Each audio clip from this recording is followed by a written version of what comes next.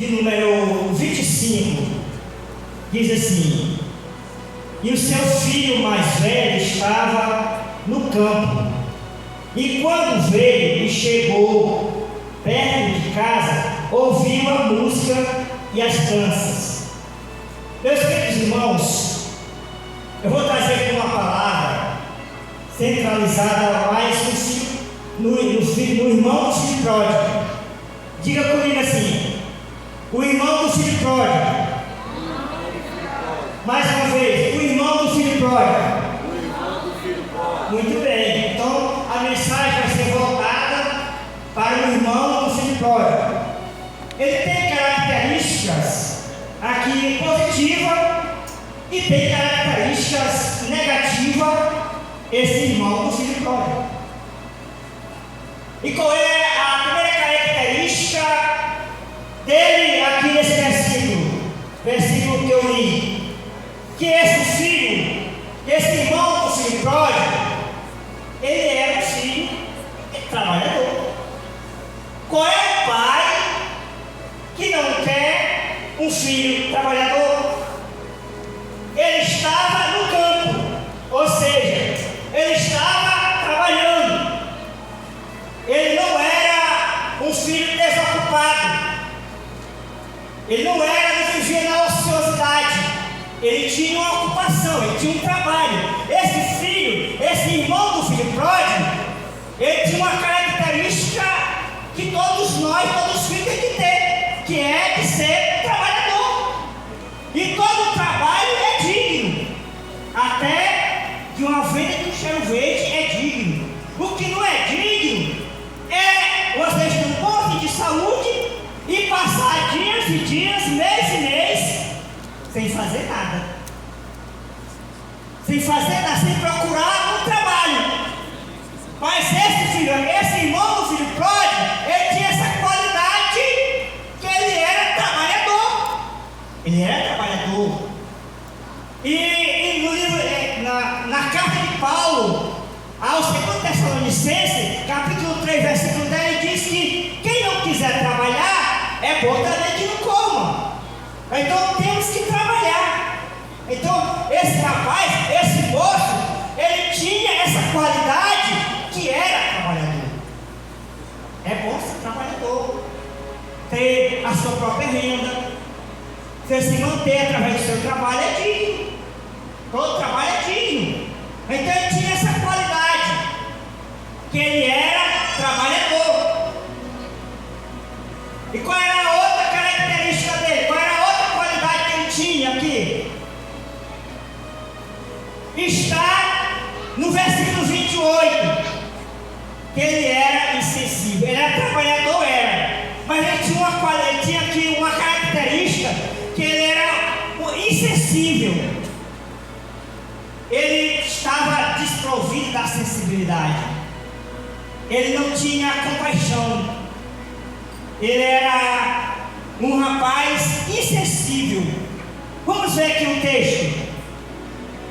Mas ele se indignou e não queria entrar. E saindo o pai, estava com ele. Olha só. Ele estava indignado. Ele não queria entrar. Por quê? Porque para ele parecia que se o irmão dele tivesse morrido, seria melhor. Ele ficou indignado porque o irmão tinha voltado e que estava agora em casa e que o pai tinha matado um bezerro gordo, um bezerro cevado, e fez uma festa para o filho que estava perdido. E ele se indignou, estava fora. Então não era outro pródigo, estava fora de casa, era outro pródigo. Ele tinha essa característica negativa, que ele era insensível. Ele não tinha amor, ele não tinha compaixão pelo irmão que tinha se perdido. Que coisa triste. Um irmão indignado com o outro, o irmão com raiva do outro irmão. Era um rapaz, era um moço insensível, desprovido de misericórdia, de compaixão, de amor pelo irmão. Se o irmão dele tivesse perdido e não tivesse voltado, ele estava mais satisfeito. O pai lutou com ele para entrar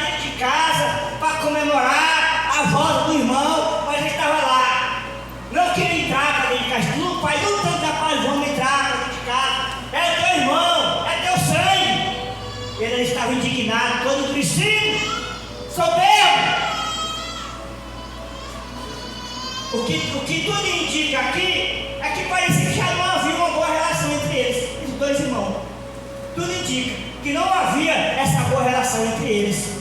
Então, ele tinha essa qualidade, essa característica negativa de ser um irmão insensível, de não amar, de não se compadecer, de não se colocar no lugar dele.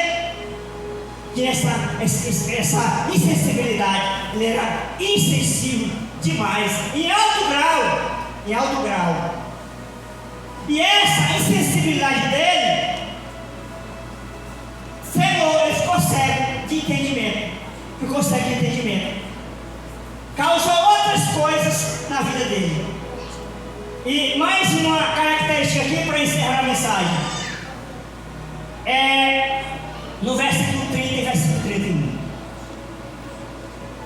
Vindo para este teu filho, que desperdiçou a tua fazenda com as meretrizes, tu mataste-lhe o bezerro cevado. Versículo 31. E ele lhe disse: filho, tu estás sempre comigo, e todas as minhas coisas são tuas. Olha aí.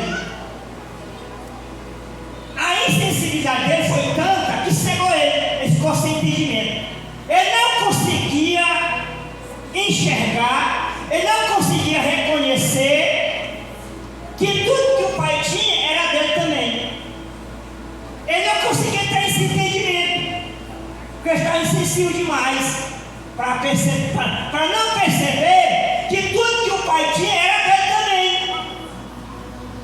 E ele se queixou para o pai que o pai não deu nem um cabrito para ele se alegrar com os amigos. Ora, e o pai não deu porque ele não pedia. Se ele tivesse pedido, o pai ia dar também. Porque tanto que o pai tem era dele. Toda a riqueza do pai é dele também, é dos filhos. Ele não tinha esse entendimento. Estava insensível. E a insensibilidade secou todo o entendimento daquele rapaz, desse filho pródigo, desse irmão do filho pródigo, para não entender que tudo que o pai tinha, toda a riqueza do pai, toda a prosperidade do pai, todos os bens do pai era dele também. Era só ele pedir, que o pai não ia negar. Até porque o pai não vai negar para um filho que é trabalhador. O pai não vai negar, não. O pai não nega para um filho que é trabalhador. E no meio de tudo isso, ele tinha uma outra característica, que era um filho obediente. Ele disse: olha, eu tenho assistido tantos anos e não tenho transgredido o teu mandamento. Rapaz, qual é o pai que não quer um filho obediente nesse? Um filho obediente que não transgride os mandamentos, todo pai quer. E Deus também quer que sejamos obedientes, para que não venhamos a transgredir os mandamentos. Todo o Pai Celestial quer os filhos obedientes que não transgridem os mandamentos. Então, ele era um filho obediente, mas também era insensível. Então, que possamos ser obediente, mas não ser insensível, como foi o irmão do filho pródigo, né? Então, receba esta palavra em nome de Jesus. Deus abençoe.